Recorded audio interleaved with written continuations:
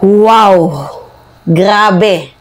To be honest, mga minamahal, nagulat ako ng sobra. Dito nga po sa ipinakita, inireveal ni Ping Lacson na kung saan meron daw po, di umano kumakalat na isang proposed Senate resolution na humihiling daw po ang mga senador, ang ibang mga senador, especially yung mga DDS, di ba? Na ibasura daw po ang impeachment complaint laban kay VP Sara Duterte. Ito yung balita. Kinumpirma ni Senator-elect Panfilo Lacson na kumakalat ngayong Miyerkules, Hunyo 4, ang isang proposed Senate resolution na humihiling ang mga senador na ibasura ang impeachment complaint laban kay Vice President Sara Duterte. Sinabi ni Lacson na wala pang perma ng sino mang senador ang kopya ng naturang resolusyon na kanyang hawak. Hindi nyo ba alam kung gaano yung hirap, diba? From lower chamber up to upper chamber, diba? Na ipinursyo ng taong bayan para marating lamang ang pagkakataong ito? Tangina men, sino yung nag-draft?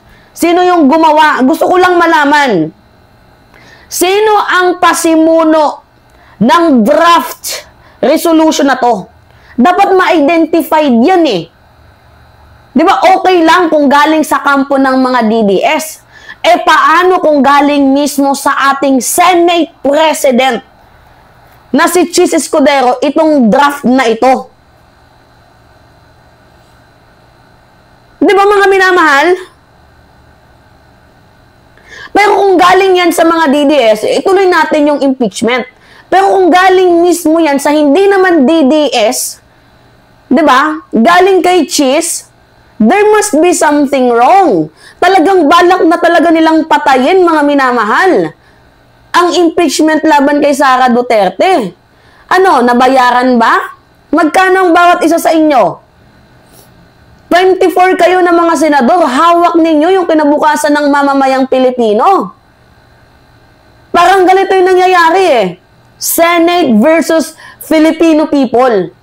24 na senador, laban sa 115 million na ba tayo ngayon? Diba? Nakabuang bilang ng mamamayang Pilipino. Inutil talaga. Sa totoo lang mga minamahal, walang pakinabang yung Senado eh. Dapat literal na i-abolish na yan. Kasi tingnan ninyo ng mga trabaho nitong mga hayop na ito, mga traidor sa bayan. Tapos, ngayon, hugas dili yung mga senador. Nung tinanong, kagaya ni Bongo, ito yung sagot ni Bongo, mga minamahal. Pakita natin sa inyo. Confirm lang, sir, kung mayroong kumakalat. Cedric Castillo ng... Cedric, yung spokesperson ko po. Katawa-tawa to. So, wala, sir. Wala pong evidence. What do you think is the motive behind this? Nakikita kayo yung confirm lang, sir, kung mayroong kumakalat. Cedric Castillo ng... Matik na. Mga minamahal, matik na. Diba? Senator Bato de la Rosa and Bongo ma'am on the alleged Senate resolution declaring the de facto dismissal of the impeachment case against Vice President Sara Duterte. Pambababoy ito sa taong bayan. Sasabihin ninyo, hindi, nag-aaksaya lang kasi tayo ng pera ng taong bayan. Mga minamahal, nag-aksaya man tayo ng milyon para sa impeachment ni VP Sara Duterte, pero trillions po ang maililigtas na pera ng taong bayan.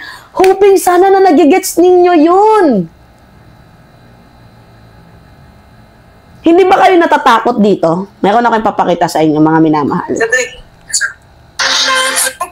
Meron akong papakita sa inyo, kung paano nagwawala ng mga Pilipino. Wait lang, pakita ko sa inyo. Ito na, kung paano nagwawala ang mga Pilipino.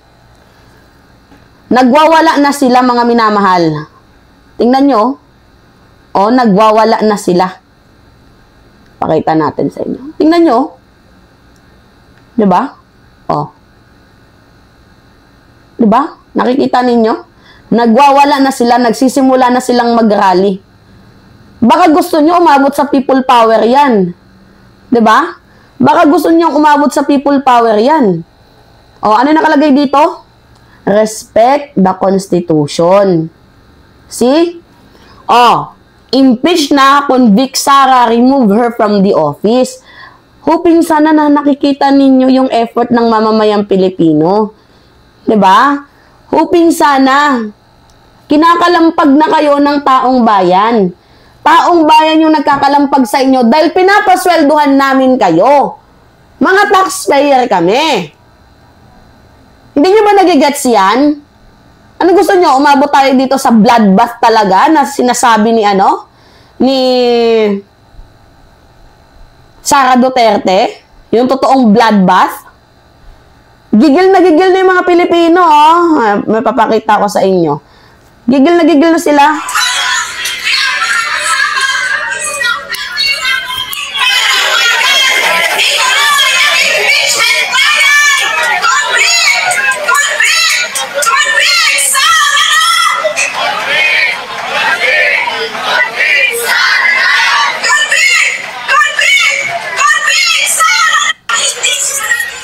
O, nakikita ninyo? Galit na ang mamamayang Pilipino. Diba? Almost 3 months nyo kami pinag-antay tapos papatayin nyo lang yung impeachment. Nang inaman, malaman-laman lang natin kung sino yung gumawa ng draft resolution na yan. Napaghahalataan eh. Takot ba na mabuking ang anomalya? Kasi mga involved din kayo? Ganun ba yon? Hindi, nagtatanong lang ako, mga minamahal, meron bang natatakot? Meron bang natitreaten? Kasi baka hindi natin alam yung ibang mga senador involved din dyan. Well, kung sa bagay, talaga nga namang matitreaten itong si Bato at si Go. Dahil posibleng madawit din ang kanilang pangalan. Pero kung imagine nyo na lang mga minamahal, ang gumawa ng draft resolution na yan ay si Chis Escudero, there must be something wrong na talaga. Meron ng naghahangad ba itong maging presidente, si Quezon? Hindi, nagtatanong lang tayo, mga minamahal. Grabe yung chaos ninyo.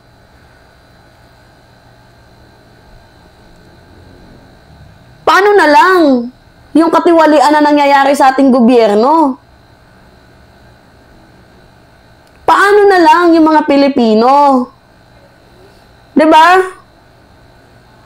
Napaka-inutil naman ng Senado kung yung impeachment na yan ay papatayin.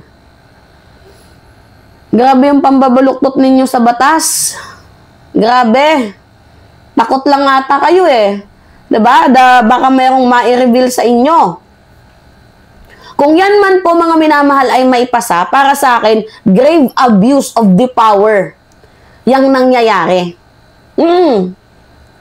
Inabuso talaga yung Senado.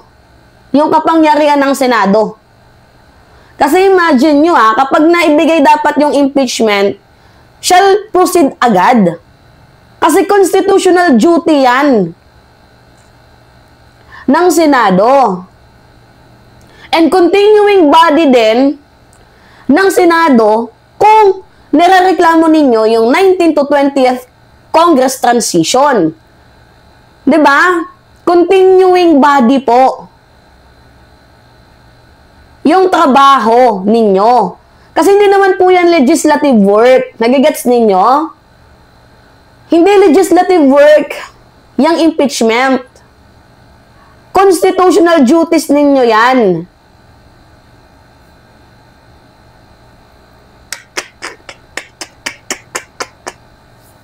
Kakainis.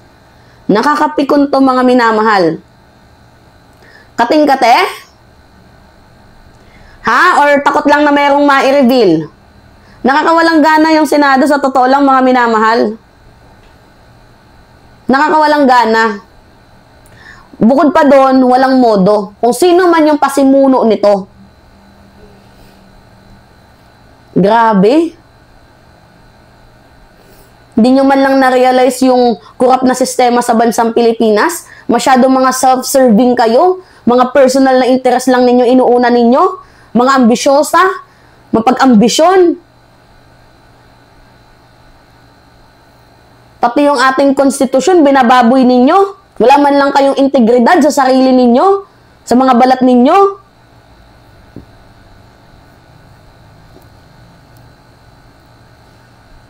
Dapat tinuloy yung People's Initiative eh. 'Di ba? Para yung Congress nawawala, na-abolish eh. Para nang hindi nagkakaroon ng boses eh. Gets ninyo, mga minamahal?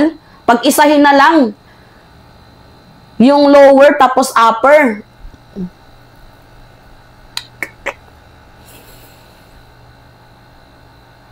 Alright. Kayo, ano yung masasabi ninyo? Sa tingin ninyo, hulaan ninyo, sino ang nag-draft nitong solusyon na to, resolution na to?